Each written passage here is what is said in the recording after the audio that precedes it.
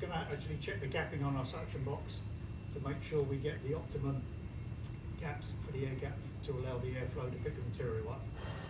And what we need is to drop the suction box on the floor by dumping air out of our systems locker on the valve, and we need two 24mm spanners and one just little anvils to check the gap. I think they're about 10mm. What we're looking for underneath the back end is a gap of 10mm, and then under the front rubber about 30 to 40mm. We use anvils because we don't want to be sticking our fingers under the back of the rubbers for obvious reasons, which is why we're also wearing gloves as well.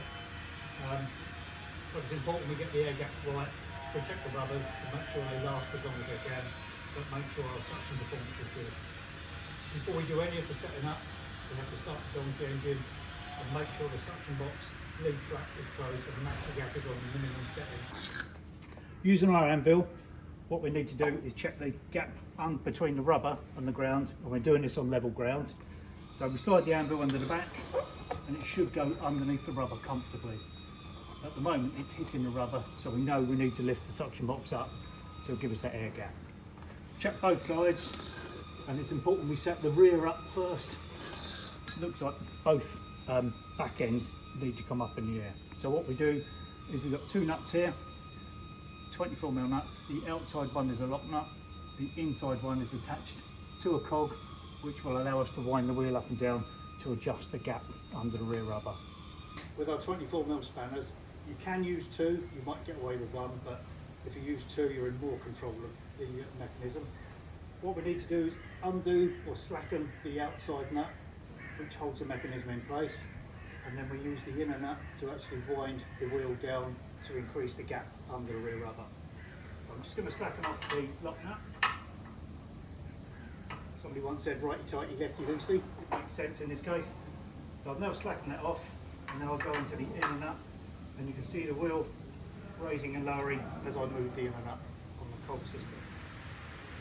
Holding that in place, I'm now moving the anvil underneath and making sure it slides easily under that rear rubber so we can adjust the gap with the inner bolt. Okay, so now we just use while holding the one on the cog, we tighten up our lock nut, and that now secures it in place. And we now do the same for the inner wheel as well. So again, we undo the lock nut, and then we move the inner nut to actually raise the suction box up and down. And as long as we've got just enough clearance to make sure our anvil goes under nicely, we can now tighten up the lock nut. And that should have the correct air gap under the rear rubber. We are looking for about 10mm. Excellent. Now we've set the gap under our rear rubber with the wheels, we're going to turn the anvil the other way and set the front gap under the front of the suction box with the rubber, 38 to 40mm. And that goes between the ground and the rubber there, being careful not to catch your fingers on the wires of the brush. As you can see, it looks a little bit low. To adjust that gap, we undo that handle there, and we pull this handle backwards and forwards. If you pull it backwards, it opens the gap. If we push it forwards, it closes the gap. And this is our minimum setting. We want 10mm under the back rubber, 38 to 40 under the front rubber. Some of the ones that have got the very gap on it makes them more difficult.